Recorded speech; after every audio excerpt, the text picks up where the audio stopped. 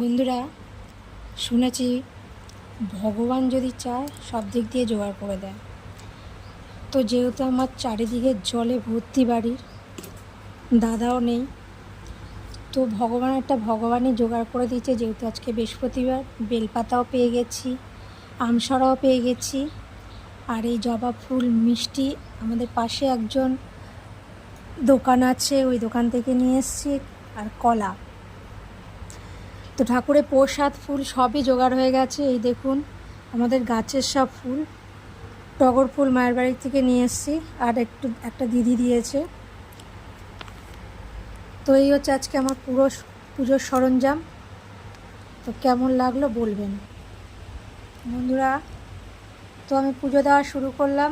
দেখুন আপনারা কেমন লাগছে আমার সিংহাসনটা। পছন্দ হলে অতি অবশ্যই কমেন্ট করে আমাকে জানাবেন। দেখুন, ওম লক্ষ্মী নারায়ণে নমস্তুতে। আজকের পুজোটা কেমন হয়েছে জানাবেন। সব বাড়ির ফুল দিয়ে তোলা, পুজো সমাপ্ত হলো। কেমন লাগছে গাঁদা ফুল ছাড়া আমার মন্দিরটা, একটু কমেন্ট করে জানাবেন বন্ধুরা।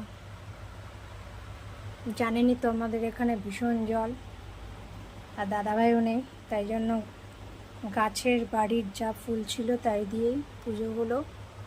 কেমন লাগলো অতি অবশ্যই জানাবেন। টাটা বন্ধুরা, আবার নেক্সট ভিডিওতে দেখা হচ্ছে। ভালো থাকবেন, সুস্থ থাকবেন। জয় লক্ষ্মী নারায়ণে নমস্তুতে।